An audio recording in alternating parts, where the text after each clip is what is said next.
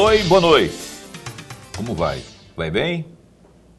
Eu espero que você esteja bem. Está no ar pela TV Pantanal, canal 22, emissora do Grupo Gazeta de Comunicação, programa Opinião.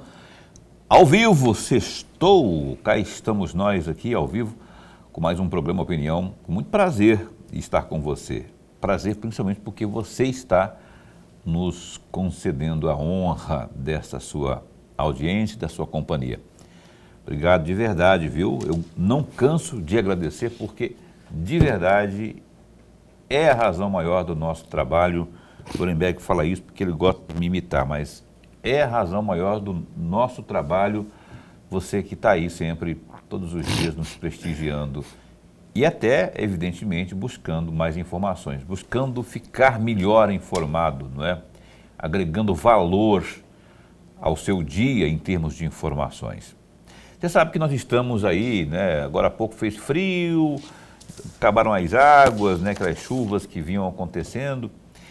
E agora a expectativa, a preocupação pelo menos é que daqui a pouco entra junho, já entramos em junho, aí vem julho, agosto, e a gente sabe que isso significa para Mato Grosso, especialmente que faz muito calor, queimadas, incêndios florestais, enfim, né? E preocupado com isso, o programa Opinião hoje tem aqui na bancada o major do Corpo de Bombeiros, Leandro Alves, que ele é comandante adjunto do Batalhão de Emergências Ambientais, o BEA, que está com uma incumbência muito grande, dada a situação que eu acabei de falar, não é? Porque, evidentemente, essa questão aí das chamas que acabam assolando o estado de Mato Grosso. Dito isso, já anunciei que ele está aqui conosco, aqui, inclusive estreando o novo uniforme do BEA, né, do Corpo de Bombeiros, esse uniforme que, inclusive, salvo engano, ele é mundial, né? Eu acho que essa cor aí, é lá onde tem aí um agente do Corpo de Bombeiros com essa cor, já sabe que já é uma uniformidade, né? Então, daqui a pouco a gente vai falar sobre isso também. E muito mais aqui no programa Opinião, que só está começando com Lorenberg Alves. Boa noite, como vai? Muito bem, Paulo, muito bem. Boa noite, Paulo Coelho, e um grande abraço. Mas um grande abraço mesmo a todos os nossos telespectadores, a razão maior do nosso programa. Você fala isso sem que você, às vezes, você fala isso há 5 anos aqui, né? Razão maior do nosso trabalho. Às vezes, quando você não fala isso sem querer para em outra emissora que você está... Não. Você está lá na rádio... Na Rádio Vila Real é outro... Razão maior do nosso trabalho. Né? outra... lógico que você não vai falar telespectador lá, no ouvinte, razão maior do nosso trabalho. Você que é ouvinte da Vila Real... Não, na Rádio Vila Real eu falo diferente. É? O que você fala lá? Assim, Nayana, é muito bom, mas muito bom começar a semana em boas companhias. E eu tenho boas companhias, Nayana. Aí no final do programa eu falo, uma grande e abençoada semana a todos nós. Você fala, é diferente. Não é todo dia, não, né? Não, é só na segunda-feira que eu vou lá. Cheio de frasinha de efeito, rapaz, todo quanto é canto que ele vai, porque ele tem uma frase. E aqui é essa razão maior do nosso... Não é nem a frase de efeito, que de fato, né, ele achou uma forma de sintetizar aquilo que realmente retrata a verdade, que é você, a razão maior desse trabalho que a gente desenvolve aqui há 5 anos no nosso canal 22, emissora do Grupo Gazeta de Comunicação. Não é?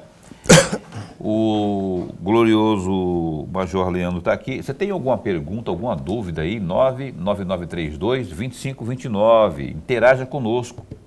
Tem alguma dúvida sobre essa época de tempo seco, não é?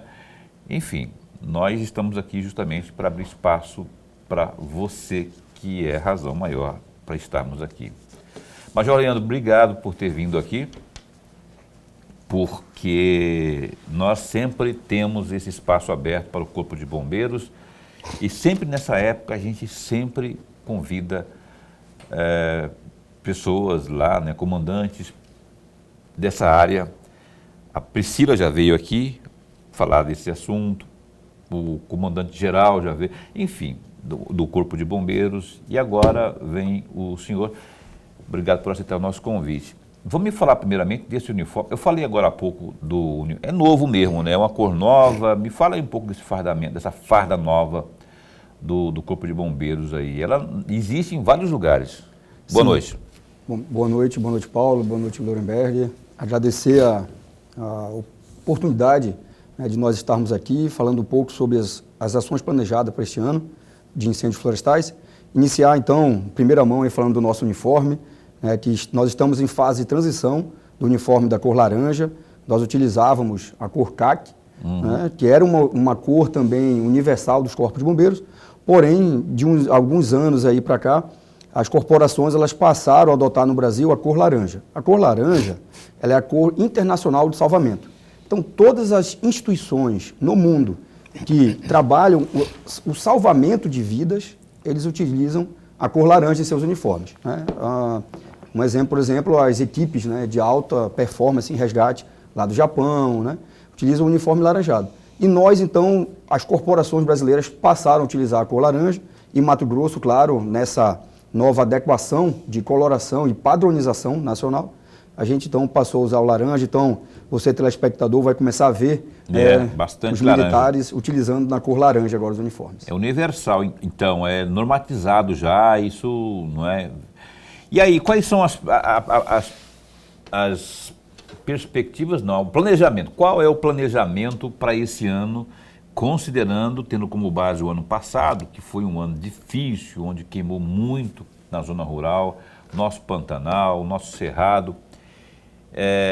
Como que está aí desenhado esse trabalho aí de agora em diante para enfrentar essa estiagem que vem por aí? Ano passado, realmente, a gente teve um ano atípico, né? Foi publicado, divulgado por todas as instituições que trabalham com a parte climática, que foi um ano diferente dos demais, né? Secas prolongadas, ondas de calor, né, várias vezes ao longo do ano. E nós temos, o Corpo de Bombeiros já adota o plano de operação da temporada de incêndios florestais, né? Então, ele é público, está no site do Corpo de Bombeiros. Qualquer um que queira ter acesso, ele está público lá no site do Corpo de Bombeiros. Lá a gente faz o planejamento do ano todo. É importante frisar que o Corpo de Bombeiros, ele atua sobre incêndios florestais de 1º de janeiro a 31 de dezembro. A gente começa com as nossas atividades de prevenção e preparação, né, em todos os municípios, treinando brigadistas, treinando a nossa tropa, analisando fatores de risco, né? Depois vem a fase de resposta, né, que começa ali em torno de 1º de julho, apesar de que esse ano a gente adiantou um pouco em virtude do período proibitivo, né? E ao final a gente faz um relatório, faz uma avaliação de como é que foi toda a nossa temporada, lembrando sempre que a fase de responsabilização, que a gente vai ao campo para fiscalizar aquelas pessoas que usam o fogo de forma irregular, de forma ilegal, ela se dá um ano inteiro, né? Então, a nossa atividade, ela se debruça um ano todo voltado para incêndios florestais. Então, assim, tem um período que é só de planejamento, né? E aí, na mão na massa mesmo, é quando realmente chega o período mais seco, que é onde vocês têm maior demanda. Sim, a gente começa o planejamento, a gente já vai adotando algumas ações, né, para o ano que vem, por exemplo, para 2026, ao longo desse ano. Mas a gente finaliza o planejamento em janeiro, né, que é um mês de transição. Né? Então, em janeiro a gente finaliza o nosso plano de operações e já começa as ações já em fevereiro, né? Até porque é um período muito chuvoso, janeiro, né? Então, e a gente já começa as nossas ações já a partir ali, geralmente, a partir de fevereiro. Professor? Comandante, antes de mais nada, registrar a nossa alegria. Mas muito bom mesmo tê-lo aqui para conversarmos e ouvi-lo do trabalho, do belíssimo trabalho do Corpo de Bombeiro e da tarefa do dia a dia do Corpo de Bombeiro, para que o amigo telespectador também possa familiarizar com esse trabalho todo. Comandante, o senhor falava agora há pouco que o ano de 2024 foi um ano atípico, com a seca prolongada. E por falar nisso, eu tenho aqui um trecho da fala da Tenente-Coronel Priscila, quando ela se despediu do comando do Batalhão de Emergências Ambientais, lá no dia 8 de fevereiro deste ano. Ela disse o seguinte, entre aspas, em 2024, o bioma Pantanal registrou uma das secas mais intensas de sua história. E mesmo assim, o Corpo de Bombeiro Militar de Mato Grosso conseguiu reduzir em 52% a área queimada em comparação à grande tragédia de 2020. Fecham aspas. Eu tenho aqui, comandante, duas perguntas, mas muito mais do que perguntas, é um pedido de reflexão do senhor. A primeira, a tenente-coronel, ela fala de redução em 52% das queimadas. E aí a minha pergunta, a pergunta de leigo, provavelmente o amigo telespectador também está fazendo a mesma pergunta. Esse índice percentual é a meta que o Corpo de Bombeiros, em especial esse batalhão, almeja, ou está abaixo da meta ou acima da meta? Essa é a primeira questão. Eu acredito que os anos de 20 e 24 foram anos bem atípicos para a questão de seca e foram anos de grande aprendizado por causa disso. Áreas que nunca haviam secado, né, passado por uma seca, elas secaram. Todos os anos, no nosso plano de operações, a gente utiliza as informações de 10 anos, né, as médias dos últimos 10 anos. Para entender um pouco e fazer a relação, era muito que se utilizava ali com a Covid, né? Faziam aquela média volante, né? Pegava a média dos últimos 7 dias ali da última semana, né? Para ter um comparativo. E o ano de 2020, ele foi muito utilizado em relação a 2024, principalmente para o Pantanal, porque instituições como a Universidade Federal do Rio de Janeiro, o Laboratório de Análise de Satélites Ambientais, o LASA, comparou sempre os 2 anos, 20 e 24. Porque foram anos de extrema seca. Então, o nosso objetivo e a nossa meta era que a gente pudesse trabalhar sempre esses 2 anos e tê-lo 2020 como o início. Então, o que nós tivemos em 2020? Se nós estamos comparando 20 com 24, 2 anos muito atípicos e secos, o que nós tivemos 20 e o que nós não queremos ter em 2024? Eu acredito que o trabalho tem que ser nesse sentido. 50% de redução, eu acho um valor excelente, tá? Comparado 20 com 24, quando a gente reduz isso. Claro que toda redução ela é importante. Né? A senhora e o senhor que estão aí em casa, que lida com as contas de casa, você reduzir a sua energia em 50% é extremamente importante. Né? Então, se nós pensarmos e fizermos uma analogia, né, com as nossas reduções, nossas despesas em casa, reduzir em 50% os nossos gastos, para que a gente possa investir em outra coisa, é extremamente importante. Então, eu acredito que é um valor que a gente deve utilizar, né, e trabalhar em cima disso. O que nós tivemos em 2020? Como é que foi em 2024? Então, 50% de redução ali dos focos de calor, né, foi um resultado extraordinário, porque era esperado, com todas as instituições falando que a gente teria o pior ano de todos, pior ano. Inclusive, ressalto aqui que Poconé, o município de Poconé, ele teve redução comparado aos outros anos, porque nós tivemos lá uma atuação mais firme. Nós tivemos uma base lá, em conjunto com o Exército Brasileiro, em conjunto com outras instituições que atuam na parte de incêndios florestais, no município de Poconé. Isso deu uma redução excelente para a gente lá em Poconé. Então, eu acredito que se a gente começa de um pressuposto que a gente tem anos atípicos, igual 20 e 24, e eu quero um ano que não seja com a tragédia, como o senhor falou, né, que foi mencionado, que nós tivemos em 2020, né, nunca tinha acontecido antes na história ecológica do Pantanal. E foi um grande aprendizado. Então, a gente utilizou esse aprendizado para, a partir daí, estabelecer algo para 2024.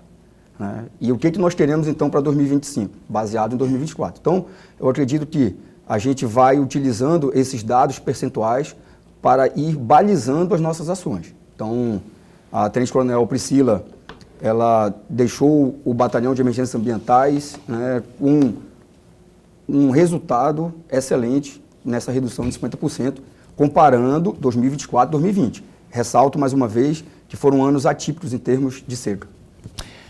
Comandante, bom, tem mais ou menos uma semana, um pouco mais de uma semana, que já começou aí justamente, oficialmente, não é, o período proibitivo de queimada aqui no uso do fogo propriamente.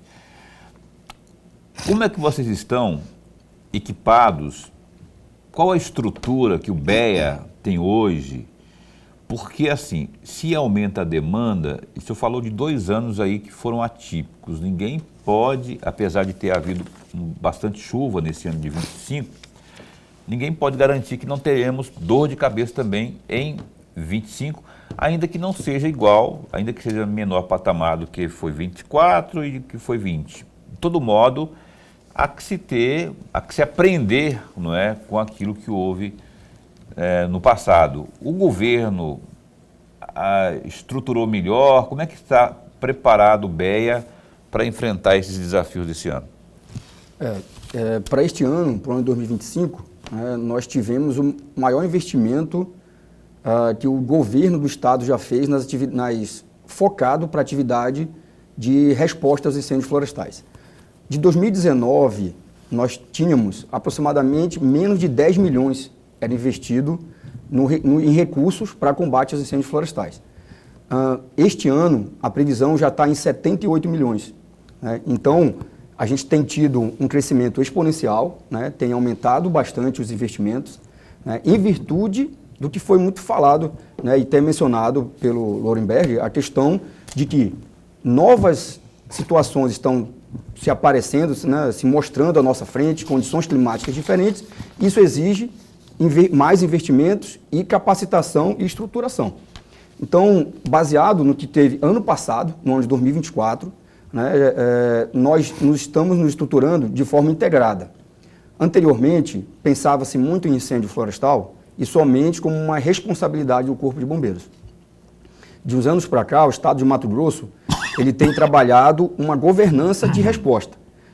Essa governança, ela hoje está dentro da Secretaria de Estado de Segurança Pública, onde o Corpo de Bombeiros atua, onde a Polícia Militar Ambiental atua, a Polícia Judiciária Civil atua, por meio da Delegacia de Meio Ambiente, né? Então, quando se fala em responsabilização de um ato ilegal, não é só o Corpo de Bombeiros, né? A resposta, o combate, então, como a gente tem estruturado, uma parceria que tem sido feita hoje de forma inédita aqui no Estado. Isso aí é o quê que está vendo ali? É uma reunião que... Sim, esse foi o lançamento da sala de situação central. Ela foi agora no dia 2 de junho.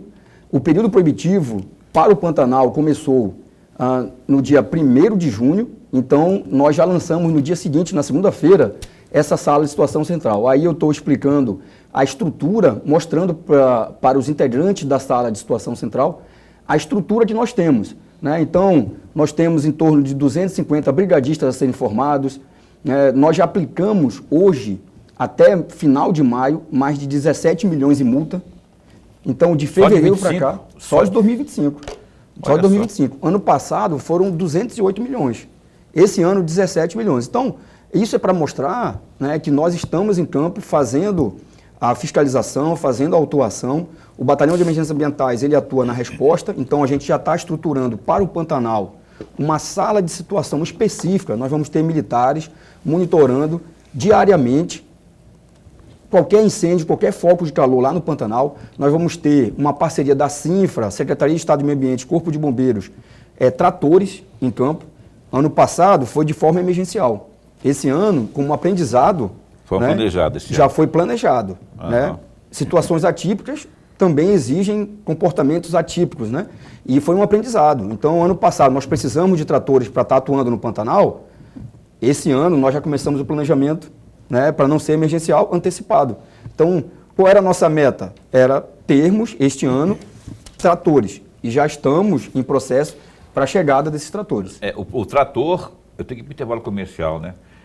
O trator, ele, via de regra, ele serve para vários fins, mas para fazer uma valeta, uma vala, por exemplo, para impedir que o fogo tem a progressão, é isso? Sim, é utilizado tanto para isso que o senhor falou, né, essa valeta, essa trincheira, principalmente quando é incêndio subterrâneo, que a gente precisa cavar ali o solo, e também para aceiros, né, então a gente trabalha com a estrutura de aceiros, com a melhoria das estradas, porque tem muitas estradas que com a chuva no Pantanal, elas são alagadas. E aí esse capim, esse mato volta novamente. Então a gente precisa também melhorar essas estradas. Então é um trabalho grande que foi um aprendizado do ano passado.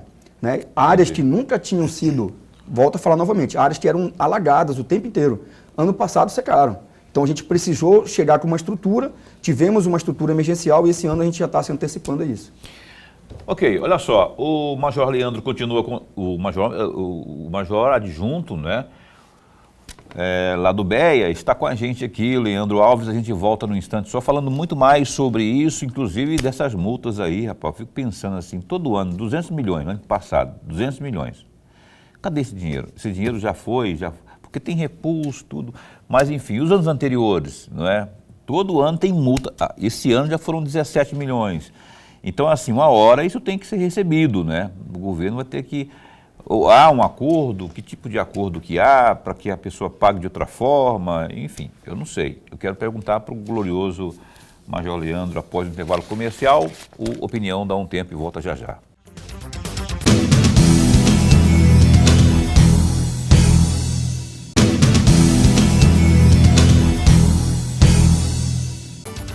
Cá estamos de volta ao vivo, foi rápido, não falei que era breve, é breve o nosso intervalo comercial aqui, porque a gente quer priorizar aqui o nosso bate-papo informativo no programa Opinião. Eu sei que eu tenho para falar aqui do GD, rapaz, eu nem vi que a Caroline deixou aqui, agora vi. O Gazeta Digital, dá um clique e se informe, abra, num clique você vai abrir um mundo ali de informações para você. www.gazetadigital.com.br. Ameaçada de fechar as portas em um futuro não tão distante, a Santa Casa de Misericórdia de Cuiabá pode se tornar patrimônio histórico e cultural de Mato Grosso. Pois é o que prevê o projeto de lei 966 de 2025, apresentado aí nessa quarta-feira pelo deputado estadual Wilson Santos, que é do PSD. E é o seguinte, a Santa Casa, fundada entre 1815 e 1817, essa unidade é considerada a mais antiga do Centro-Oeste e desempenhou aí ao longo de 2 séculos um papel essencial na assistência médica da população cuiabana, especialmente dos mais vulneráveis. O prédio histórico reúne elementos arquitetônicos dos períodos colonial e republicano, e já foi um dos maiores hospitais da América Latina.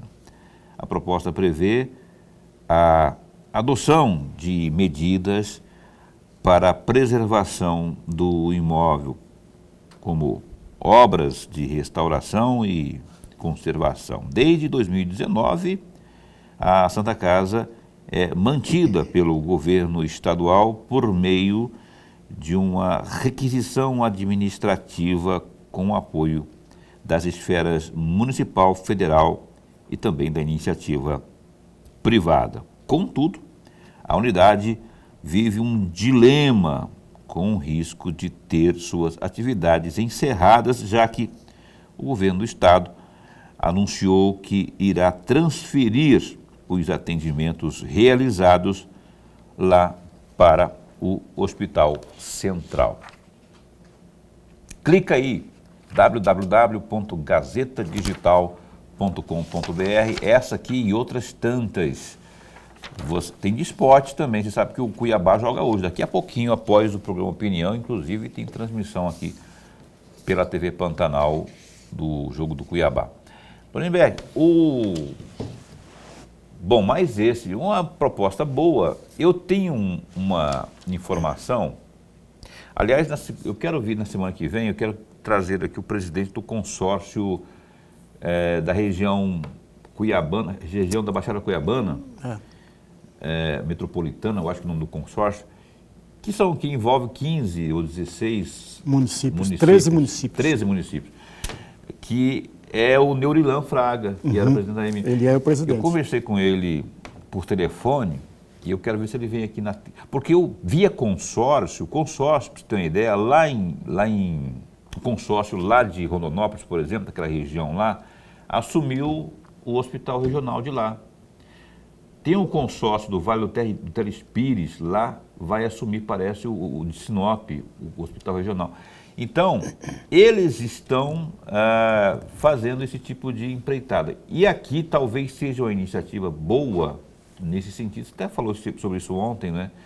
Talvez seja a grande saída, né? Dada essa... Aliás, não é uma ideia só do Neurilan. O Lúdio Cabral, aliás, tentando falar com o deputado Lúdio Cabral, para que ele possa vir aqui ao programa, médico, deputado atuante, não é? Especialmente na área da saúde, para que a gente fale mais sobre isso, né? De repente está aí a saída, né, que a gente falava ontem. Paulo e amigo telespectador, eu não tenho dúvida nenhuma disso, que essa é a grande saída. A melhor de todas é o governo continuar tocando a Santa Casa.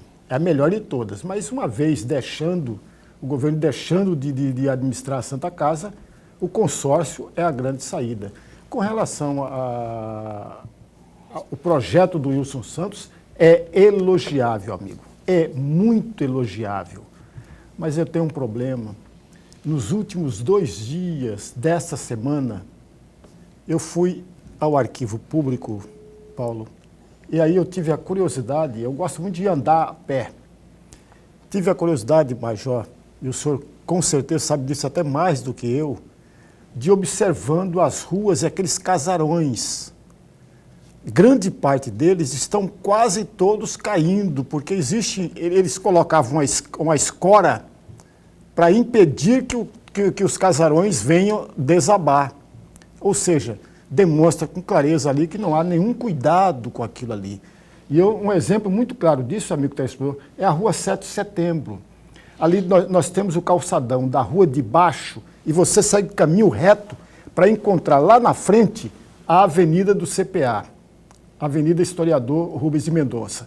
Se você seguir nessa rua, você vai encontrar 3 ou 4 casarões em difíceis situações, mas complicadas situações. Então, por mais que tenha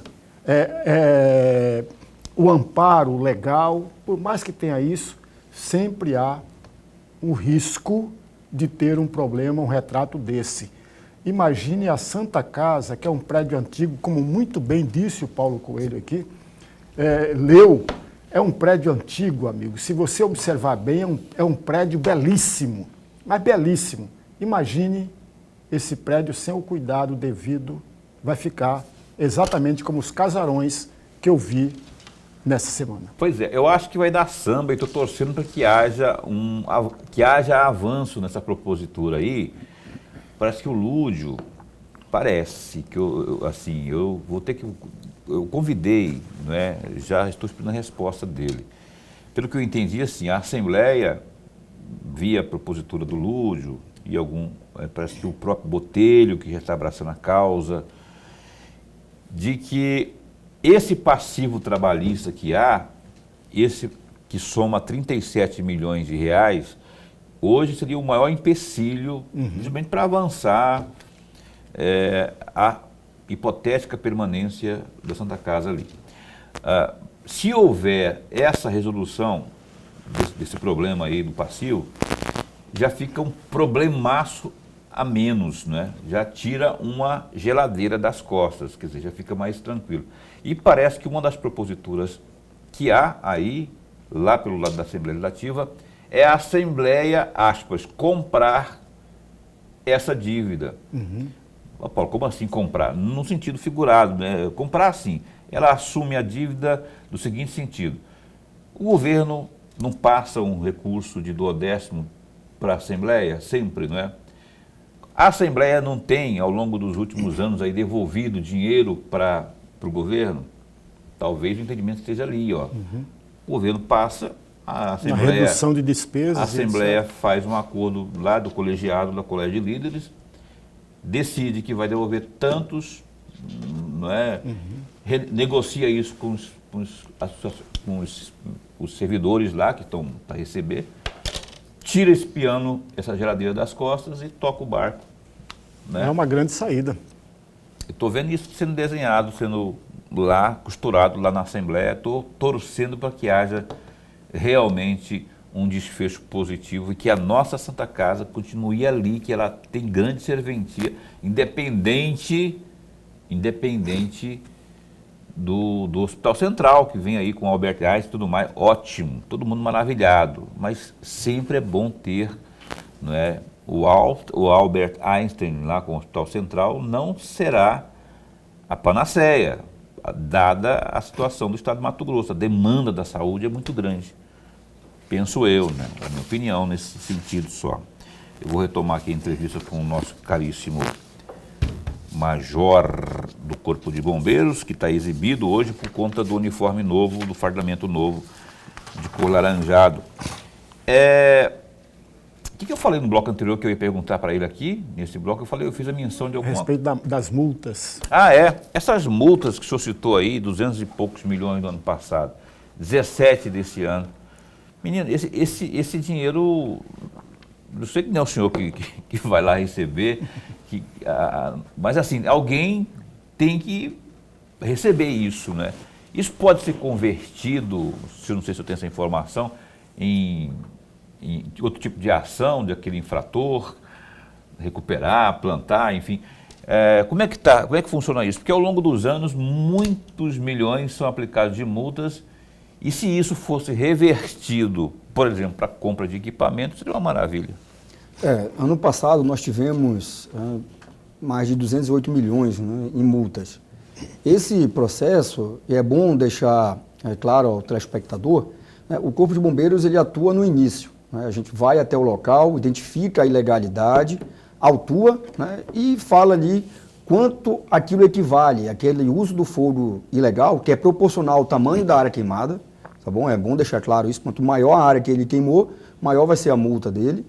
Nós fazemos o processo e encaminhamos para os órgãos competentes. Então, a Delegacia de Estado de Meio Ambiente, a Secretaria de Estado de Meio Ambiente e o Ministério Público, eles vão dando andamento no processo para ter, ao final, o julgamento, né, e verificar quanto que vai realmente daquele valor de multa que foi, lá no início, foi previsto, quanto que aquilo realmente vai ser aplicado. Por quê?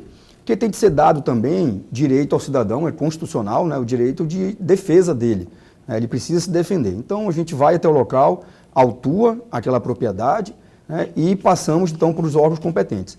Isso, ao final, ele pode ser revertido, né, em recursos, o tipo de pena vai ser também prevista lá ao final. Então, o Ministério Público, né, que é a instituição responsável, né, tem a instituição responsável por fazer esse processo, vai dizer qual é o tipo, então, de pena. Se vai ser em valor, né, financeiro, vai ter que pagar a multa, se vai ser em trabalho, como você falou, né, em outro tipo de trabalho, plantio de multas, enfim. Isso, ao final, o Ministério Público ele vai dizer se é uma ação civil, uma ação criminal, como é que esse cidadão infrator ele vai responder, na medida da sua ilegalidade. Né? Será que foi por imprudência? Já era uma área desmatada? Ele usou o desmatamento e depois queimou? Então, isso são agravantes. Né? Nós somente fazemos o início desse processo, encaminhamos para os órgãos competentes e, ao final, o Ministério Público vai dizer como é que isso será revertido. Perfeito. Ministério Público, então, que fica com essa incumbência aí de definir sobre a cobrança dos recursos. Professor Lorenberg. Major, o senhor falava no primeiro bloco sobre os investimentos que estão sendo feitos. Por falar em investimento, eu gostaria muito de ouvir um comentário do senhor a respeito aqui de uma inauguração. Em 2024, para ser mais preciso, em dezembro de 2024, foi inaugurado a nova sede do Corpo de Bombeiros de Sorriso. O novo quartel conta com 128 metros quadrados de área construída. E aí eu gostaria muito de ouvi-lo se essa área construída, na opinião do senhor, 1.128 metros de área construída. se essa área é, de fato, compatível com a demanda do próprio Corpo de Bombeiros. Veja, o quartel de Sorriso é um quartel extremamente importante, Corpo de Bombeiros, é na região do Nortão, o norte do estado de Mato Grosso. Eu tive a oportunidade de trabalhar em Sinop, no Comando Regional de Sinop, que é responsável por Sorriso. Esse quartel de Sorriso ele já foi planejado para atender as demandas. Sorriso, a região do Nortão, eles são exemplos em atuação em conjunto com a parte de saúde. Nós temos enfermeiros, médicos atuando ali em conjunto. É um projeto piloto da área de saúde. Então, quando ele foi planejado, ele já foi para atender a demanda, a atual demanda e uma projeção ali para que a gente também tivesse um atendimento para a população de forma eficiente. É claro que, à medida que as demandas vão aumentando, o Estado, o Corpo de Bombeiros, ele vai também se adequando à sua estrutura. Para se ter uma ideia, Sorriso era uma companhia, era um quartel menor, funcionava em uma estrutura menor, e com essa nova estrutura ela foi elevada ao nível de batalhão. Hoje Sorriso é o 5º Batalhão Bombeiro Militar. Para se ter uma ideia de quanto foi importante, então, essa mudança de uma estrutura menor para essa estrutura maior baseada na resposta necessária para a população de Sorriso e de toda a região que eles atuam ali. Então, nós planejamos isso, foi feito esse levantamento e o quartel ele foi construído, toda a sua área, a área de garagem, lá desenvolve projetos sociais, projeto Bombeiro do Futuro, e esse trabalho em conjunto com a área de saúde, que tem sido um exemplo para todos o estado de Mato Grosso. Então, os comandos regionais são quantos no estado hoje? Quais são eles? Quais são eles? Nós estamos em 7 comandos regionais. Nós temos nas cidades polos, Cuiabá, Rondonópolis, Sinop, Barra do Garças, Cáceres, Tangará da Serra e Alta Floresta. Major, eu queria que o senhor falasse com o nosso telespectador agora. Eu queria usar esse espaço também da entrevista aqui para o senhor dar algumas dicas, porque a gente cansa de falar e muitos não entendem ou não absorvem, não sei se porque não entendem, não absorvem porque são teimosos. E eu vou falar, evidentemente, da pessoal da área mais rural, que é a abrangência do BEA, mas que tipo de dicas que o senhor dá para aqueles que, por exemplo, eu tenho, hipoteticamente, um sítio no sertão de Piritiba, como diria a música do Raul Seixas, e lá eu quero, no final da tardezinha, eu quero queimar alguma coisa, queimar umas folhas secas ou algo do tipo lá. Em relação a isso, que tipo de orientação que o senhor pode dar para essas pessoas, para a gente colaborar, não é, com o meio ambiente e, evidentemente, para que não tenhamos focos de fogo? Sim, essa questão de limpeza de terreno na área rural, isso ele vai além, ele é transversal. Ele é tanto da parte de incêndios florestais como de uma parte cultural. Eu lembro dos meus avós, você pode estar lembrando dos seus avós, que em área rural, por vezes, faziam a limpeza, varria as folhas, fazia uma pequena fogueira e aquilo não demandava um incêndio florestal. Mas aquilo era há 30 anos. Era em condições onde a gente vivia com condições normais de chuva, não tinham ondas de calor. Hoje, as mudanças que estão acontecendo, que a gente tem observado, e tem sido noticiado, exigem também mudanças de comportamento. Então, aquilo que por vezes eram culturais, nos interiores, nas áreas rurais, que a gente observava os nossos avós fazendo, nós não podemos repeti-lo. Porque hoje uma fagulha que você começa ali, eu vou varrer essas folhas, esses pequenos galhos aqui, eu fiz uma poda de uma árvore, e você junta ali, eu vou fazer um fogo porque o meu avô fazia assim. Mas o seu avô, ele não tinha conhecimento da legislação, o seu avô, quando ia fazer, era em outras condições. Hoje, é inadmissível. Eu passo para você aqui o máximo de cuidado possível. Nós estamos vivenciando condições que nós não vivíamos há 20 anos, há 30 anos. Condições de 2020 e 2024, como foi falado pelo Lorenberg, nós não tínhamos anteriormente. Então, isso aí não se aceita mais comportamentos que antes eram culturais. Não vou dizer que eram aceitáveis, eram culturais. Aprendíamos com nossos avós, que aprendeu com o avô dele, que aprendeu com o bisavô dele. Mas hoje não se pode mais fazer isso. Então, a principal dica que eu falo aqui é cultural, é mudança de cultura. Saber que o que era feito antes não dá para se fazer hoje. Então, o que você tiver, converse na prefeitura, converse com as associações comunitárias, com o seu presidente da associação, verifique formas de fazer compostagem. A melhor forma que você puder adotar é a melhor forma comunitária. Chame as outras pessoas. O que a gente pode fazer com esse resto de podas? Você da área rural pode utilizar aquilo para diversos fins. Sei da dificuldade que possa ter, mas aqui eu ressalto novamente, as condições que os nossos avós vivenciavam, os nossos pais vivenciavam, não são as mesmas condições que a gente vivencia. Então, os comportamentos também não podem ser o mesmo. Tá aí, portanto, viu? Essas dicas são importantíssimas aí e tomara que elas sejam absorvidas pelo maior número de pessoas, especialmente essas que moram na zona rural, não é, que onde, graças a Deus, tem energia e, por consequência, tem como assistir televisão. Você que está assistindo, fique bem atento, repasse essas informações aí, porque se for flagrado com esse tipo de... pela fiscalização, vai dar problema, vai ficar ruim, vai ficar chato, não é? E eu tenho que ir para o intervalo comercial, mas eu queria que o senhor me informasse o seguinte. Não tem como informar agora, porque eu extrapolei aqui o horário do bloco, então eu tenho que chamar o intervalo comercial. Mas daqui a pouquinho a gente retoma a bate-papo aqui com o nosso glorioso Major Leandro. A gente volta num instante só.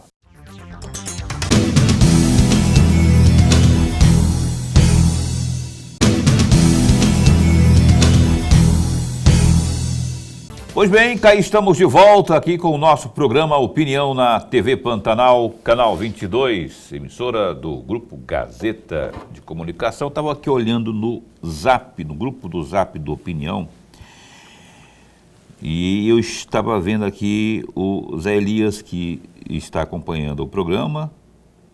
Não, Zé, está perguntando, a questão do BEA, ele trabalha na zona florestal, né, na parte florestal somente. Está perguntando se é também na parte urbana. A parte urbana, quem do Bombeiros que cuida? O Batalhão de Emergências Ambientais, ele dá a resposta de incêndios florestais, principalmente em zonas rurais ou em municípios onde não tem um quartel do Corpo de Bombeiros. Naqueles municípios onde tem quartel do Corpo de Bombeiros, na área de atuação daquele quartel, né, é de responsabilidade do quartel, do comando regional. Então, vamos citar aqui Cuiabá. Cuiabá, a gente tem o 1º Batalhão, o 1º Batalhão responsável por dar essa primeira atuação em queimadas urbanas, o que tiver aqui no município de Cuiabá. Extrapolou isso, foi para uma área rural ou passou do suporte, da capacidade de suporte do 1º Batalhão, o Batalhão de Emergências Ambientais passa a atuar também em conjunto com o 1º Batalhão. Então é importante deixar isso bem claro. O Batalhão de Emergências Ambientais, ele atua no estado todo na organização dos incêndios florestais. A questão urbana, as queimadas urbanas, é de responsabilidade dos quartéis. Essa lei 1403 desse ano, então, ela proíbe, então, ela existe, ela foi aprovada para a região florestal só. Ela não está valendo para a região urbana, então? É porque na região urbana já é proibido, né, o uso do fogo. Não tem formas... Permanentemente, né? Permanentemente. Não tem formas de você atuar, criar formas de atuação diferentes, a não ser a proibição. Na área rural, não. Na área rural, a legislação ela está começando a ficar mais flexível por entender que em determinados ambientes agrícolas faz-se necessário o uso do fogo. Na área de cerrado, em algumas regiões do Pantanal, pode ser importante o uso do fogo para a manutenção da biodiversidade. Né? Então, a lei ela veio para isso, para pensar o uso do fogo nas áreas rurais. Agora, na área urbana, é permanentemente proibido o uso do fogo, as queimadas urbanas são todas ilegais. Professor? Comandante adjunto, o trabalho é grande e difícil, que precisa de parcerias, né? Agora, muito recentemente, no mês de abril, o governo do estado assinou um termo de cooperação com 8 prefeituras. E eu gostaria muito de ouvi-lo a respeito desta cooperação, desse termo de cooperação com essas prefeituras que foram assinadas agora, mas já tivemos termos de outros momentos em outros anos. Nós temos no Corpo de Bombeiros as brigadas municipais mistas, né, e as brigadas estaduais mistas. De que forma elas atuam? A brigada municipal mista é para aquele município onde nós não temos quartéis do Corpo de Bombeiros e nós entendemos que é necessário ter uma atuação prioritária naquele município, que é um município que foi tido como em risco, em condições de risco para incêndios florestais. Então, como nós não temos um quartel do Corpo de Bombeiros, um instrumento legal que a gente utiliza é fazer contato com a prefeitura, chamar o prefeito, chamar a Secretaria Municipal de Meio Ambiente e propor um termo de cooperação. Um termo de cooperação é Corpo de Bombeiros, o Estado, mediante o Corpo de Bombeiros, chega com uma determinada estrutura e a prefeitura também entra com uma determinada estrutura. Então, por meio dessa cooperação, dessa parceria, a gente consegue levar um serviço do Estado, né, para os municípios onde não há um quartel do Corpo de Bombeiros. Isso aumenta muito a nossa capilaridade, Lorenberg, e isso tem sido até levado como exemplo para outros estados. Nós temos, por recorrência, vários estados vão até o Batalhão de Emergências Ambientais e estudam como é que a estrutura de resposta é feita aqui no estado de Mato Grosso, como é que a gente faz essas parcerias com a prefeitura, como é que a gente faz as parcerias com as outras secretarias de estado, e eles têm levado isso para o estado deles. Hoje, o estado de Mato Grosso é praticamente um berço da resposta aos incêndios florestais, né, muito em virtude das condições que a gente enfrenta aqui, e isso tem sido um exemplo de grande orgulho para nós. Então, a prefeitura que manifesta interesse em ter uma parceria, a gente faz um termo de cooperação e isso amplia, então, a nossa resposta para este município. Tá, eu vou correr aqui porque nós temos alguns assuntos ainda para abordar e eu lembro que aquilo que eu ia lembrar, que eu ia falar no bloco anterior, que não deu tempo, é sobre o monitoramento que há. Hoje vocês usam que tipo de tecnologia? É só o Instituto Nacional de Pesquisas Espaciais ou tem outros institutos também? A questão dos satélites, como é que funciona isso lá hoje? Bom, o estado de Mato Grosso desenvolveu uma plataforma única para monitoramento de fogo. Essa plataforma ela é tão boa que ela recebeu 2 prêmios. Né? Um entre estados, um consórcio interestadual fez uma análise de plataformas inovadoras, políticas inovadoras, a gente foi premiado, e em virtude desse prêmio, nós concorremos em nível nacional com todos os estados em questões de inovação, e essa plataforma também foi premiada. Então, hoje o estado de Mato Grosso tem uma plataforma única. Qual que é o nome dela, da plataforma? É a plataforma Orion de monitoramento. Sim, é uma plataforma de monitoramento de incêndios florestais. Né? Essa plataforma ela tem um aplicativo em que o militar que está em campo está lançando os dados da ocorrência, do que ele está fazendo lá, e chega para nós aqui em Cuiabá. Então, o militar que está lá em Confresa, por exemplo, fazendo o lançamento das ocorrências, nós temos como saber isso aqui em Cuiabá. Então, essa plataforma, ela utiliza as informações do Instituto Nacional de Pesquisas Espaciais, conforme você falou, que é um instituto nacional, né? Nós utilizamos da União Europeia, do Copérnicus, e também dos Estados Unidos, né? Os Landsat. Então, para quê? Para que a gente possa ter o máximo possível de satélites monitorando o uso irregular e ilegal do fogo. Tem outro também aí, você não falou um outro que é o que consegue ver até 5 metros de... Amazon, qual é o nome dele? Do Planet? Planet. Esse não é os Estados Unidos? Não, né? Esse é outro. Sim, essa também é uma constelação de satélites, né, internacional, que tem uma resolução muito boa. Então, tudo aquilo que estiver ali em aproximadamente 5 metros, né, a gente consegue observar. Então, veja, os satélites, quando eles começaram, eles tinham uma resolução, eles conseguiam ver coisas de 900 metros, tamanho de 900 metros, 200 metros, eles foram reduzindo. E hoje, nós já temos acesso a essas plataformas de 5 metros e até de 1 metro de resolução espacial. Então, é bom deixar claro que, anteriormente, muito do que acontecia de uso irregular do fogo era porque nós não tínhamos uma plataforma de satélites com uma resolução espacial tão boa, uma visualização tão boa como nós temos hoje em dia. Então, isso nos ajudou a monitorar o fogo, a verificar quem está usando de forma ilegal. O Exército Brasileiro vai fazer aí o apronto. Parece que o Corpo de Bombeiros de Mato Grosso está entre as instituições que farão parte do chamado Apronto Brasileiro, foi o que a Caroline Sabrina escreveu aqui. Então eu vou perguntar para o senhor como é que está a expectativa e como será essa participação aí no Apronto. Sim, o Exército Brasileiro tem atuado muito na questão de incêndios florestais, principalmente na questão de logística, né? Nós, o Corpo de Bombeiros, por ser uma instituição militar, nós temos muita facilidade de atuar com o Exército. Então, ano passado, nós tivemos a base Jaguar. O Exército montou uma grande base, né? A base ela serviu para o Corpo de Bombeiros, ela serviu para as instituições federais que atuam nos incêndios florestais, e o Exército então ficou responsável por toda essa logística. Helicópteros, tinha momentos que tinham 2, 3 helicópteros ali, então a gente tinha uma grande possibilidade de ampliar a nossa resposta, com base, claro, nesse apoio do Exército. Então o militar ia para campo, Corpo de Bombeiros, e ele voltava, ele tinha ali na base do Exército um alojamento de qualidade, alimentação de qualidade, então ele podia descansar. Né? Por vezes, quando nós estamos ali no meio do mato, nós não encontramos isso. O militar sai de manhã para as condições, muitas vezes inóspitas, que é um incêndio florestal, ele não tem ali um local que ele possa descansar. Então o Exército Brasileiro foi até a base Jaguar, ali na região de Poconé, na Transpantaneira, para quem não conhece, e montou uma grande base. E este ano, já com o conhecimento, né, esse aprendizado do ano passado, o Exército então se antecipou e já está montando esse pronto operacional. Nós fomos convidados lá para participar desse pronto operacional e iremos levar parte da nossa estrutura, né, para ser apresentada ao general que vai fazer a revista e também participar de um momento lá de conversas e diálogo e de apresentação da nossa estrutura de resposta para o general que vai fazer esse pronto operacional. Perfeito. Professor Lorenberg. Comandante adjunto, eu gostaria de retomar trechos da resposta anterior que o senhor nos trouxe. Exatamente para perguntar ao senhor e para pedir ao senhor um comentário sobre o serviço de prevenção.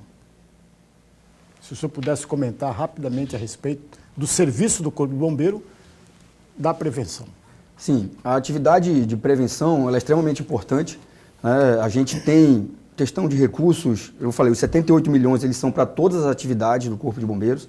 E falando especificamente em prevenção, o que nós já temos hoje, né, além das atividades voltadas para educação ambiental, para atividade de monitoramento, de prevenção ativa, que é a nossa equipe em campo, né, nós estamos desenvolvendo hoje um projeto, tá, já trago aqui em primeira mão o projeto Sentinelas do Amanhã, né, que é um projeto de educação ambiental em parceria com a Secretaria de Estado de Educação, com as secretarias municipais de educação por meio da Associação Mato Grossense.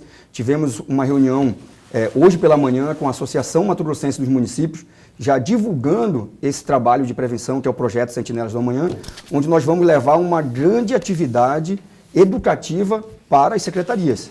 Uma parceria, é mais uma cooperação entre Estado e município, e nós vamos levar jogos interativos, nós vamos levar engajamento dos familiares por meio das mídias sociais, né, das redes sociais, para que a gente possa ampliar essa atividade preventiva voltada para a educação ambiental.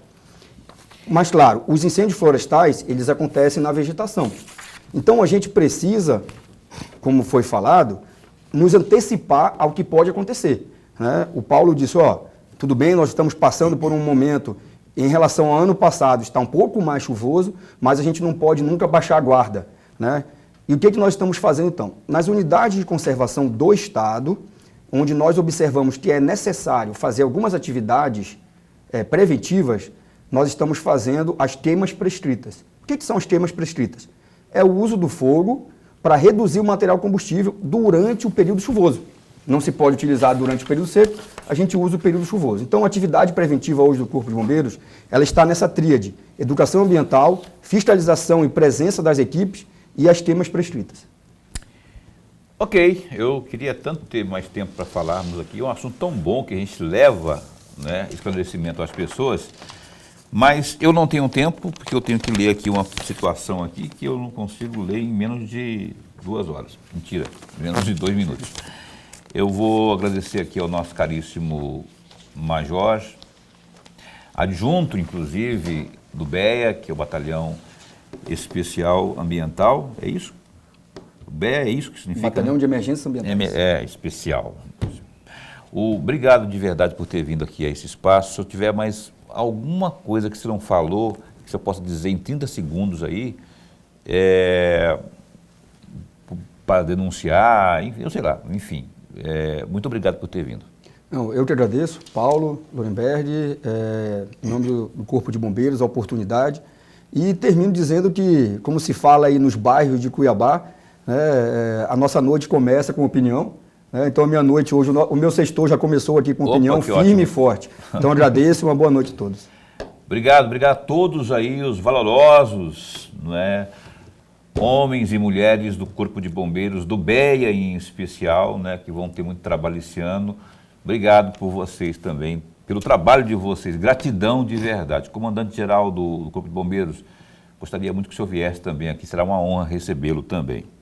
Olha, fique agora com a transmissão ao vivo do Campeonato Brasileiro da Série B, sabe? O Cuiabá enfrenta o Paysandu. Cuiabá e Paysandu duelam daqui a pouco na Arena Pantanal pela 11ª rodada da Série B do Campeonato Brasileiro. O confronto marca o reencontro dos clubes após 6 anos, um contexto muito diferente.